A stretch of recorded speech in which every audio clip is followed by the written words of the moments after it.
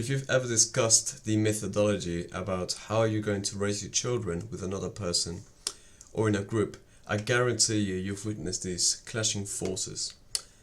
A person stating that they will never hit their children, that it's messed up, that they should be spoken to instead, and then rewarded when they do good things. And the nemesis, they will argue that the children won't have any discipline and that it's important to discipline them when they do something wrong and to make sure they don't do it again. Guess what? They're both completely right. Well, actually no, not completely right. It isn't the full story. There are roles for both of these, and this is what people don't talk about. I'll mention that later on in the video though. The funny thing is, both of these sides are just projecting what happened in their own household. So there is a little bit of bias in their arguments. Thinking back, I had the same type of conversation with a girl in the past, and that's exactly how it went. It was blue against red, it was left against right. The debate is actually an argument about the following though. Positive reinforcement against negative reinforcement to raise your children. But that's the wrong formula. I'll tell you the right one in just a second. I'll pop the full definitions on the screen, just like over here.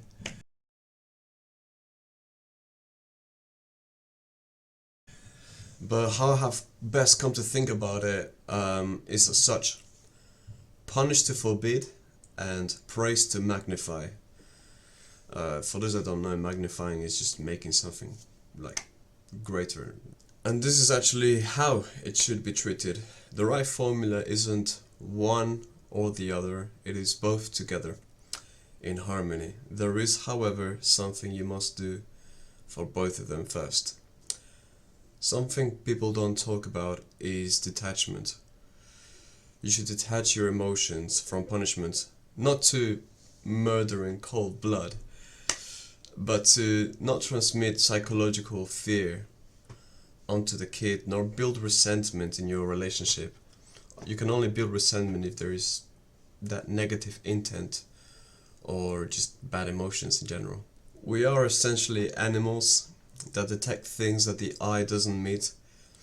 So if you hit them on the back of the head with anger because they did something wrong, but they're just a kid, or with sorrow because you don't want to hit them but you know it's your duty to educate them, it will throw them off completely. And funnily enough, guess what? Opposites remain opposites. On the other side, when you are to reward your child, no matter the reward, love, material, going to a certain place or restaurant, you must deliver that reward with emotions and with authenticity.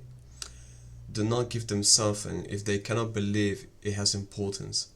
Otherwise, the task that they completed to achieve it won't necessarily be deemed as something that they want to repeat, as the object in value in the subject doesn't have value for them. If you are struggling to give that child a reward in material, a material reward, sorry, don't worry, don't let this get to you. Words from the heart are way more important to a growing child anyways than anything that is material. They don't really put value in those things as the adults do.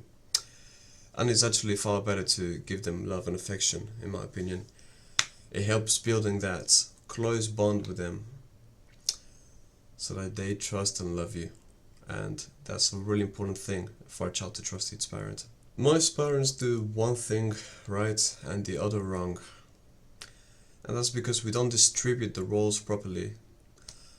I'm simply delivering the truth, so make sure you watch this with self-awareness and don't feel attacked. It is not my intention to do harm, but to do good. Women are better at certain things. Men are better at certain things. And speaking in majority of men and of women, there's some things each gender is just not built to do, generally. Ladies first. It's funny, have you ever heard of the it hurts me more than you? Think for a second, have you actually ever heard it from a father? No. Or at least in the majority again. I'll stop saying majority for now though. I've seen it in my own mother. The feminine struggles with disciplinary actions, especially detached from emotions, right? Feelings get involved usually because they're more sentimental. There might be more sadness in doing something that, like reprimanding your child or something of the sort. This aspect of women is the very same thing that charms men. So don't think that it's a negative thing or a curse, it's a blessing. This points due to mainly the fact that women are so much more in touch with their emotions, and they're not as good at handling stress or confrontation as men are. In a two-parent household, delegate this task to the man, ladies. Doesn't mean you should consent to their ruthless behavior if dad isn't around. No, as parents, you have values that match, so when one isn't there, you do their job for them. But if you're both present, leave it to dad. As for men, call out the bad behaviors as you must, the ones with bad morals and bad values. And don't be a tyrant, be a good role model instead. If you feel like you don't have a way with words and cannot express your joy and satisfaction when your kids are succeeding instead, let your woman help you and learn from her. Learn how to love, learn tact. Women are full of these compassionate emotions, these rewarding aspects. So yeah, rely on her.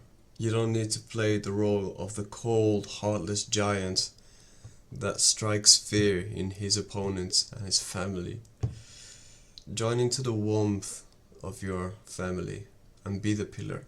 As the parents help each other, discuss things.